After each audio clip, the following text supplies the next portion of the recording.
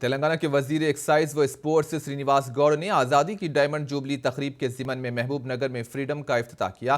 Freedom run Mahbubnagar के जिला परिषद ग्राउंड से डाइट कॉलेज तक मुनज़्ज़म की गई। इस फ्रीडम रन में तेलंगाना के वजीर श्रीनिवास गौड़ के अलावा वजीफ़याब मुलाजमीन, शहर की अहम शख्सियतें, तलबा और अवाम की कसीर तादाद ने शिरकत की, जो अपने हाथों में कौमी परचम उठाए हुए थे। डाइट कॉलेज के ग्राउंड पर श्रीनिवास गौड़ ने अवाम से खिताब करते हुए मुल्क की आज़ादी के लिए कई लोगों की अपनी जान की कुर्बानी दी। मुजाहिदीन की कुर्बानी की वजह से हमारा मुल्क आज़ाद हुआ। हमारे मुल्क में तेलंगाना रियासत का क़याम का भी कई कुर्बानियों के बाद में हुआ। इन्होंने कहा कि तेलंगाना के वज़ीर आला KCR रियासत की तरक्की के लिए तवज्जो दे रहे हैं। उनकी क़ियादत में रियासत तरक्की की तरफ गामज़न है। कॉमनवेल्थ गेम्स में जो मेडल हासिल हुए हैं वो पूरे मुल्क पर रियासत दूसरे नंबर पर आना हमारी रियासत की तरक्की का सबूत है।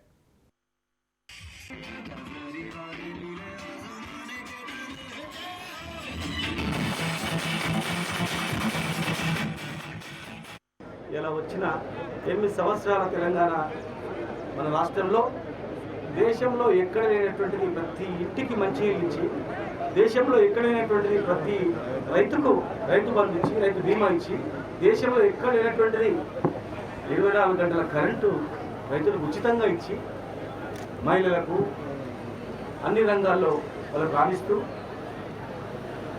ప్రసూతి వైద్యం కావచ్చు, ఇంకా అనేక రకాల ఏ రంగం చూసినా కూడా ముందంజలో పోవడం చాలా సంతోషం.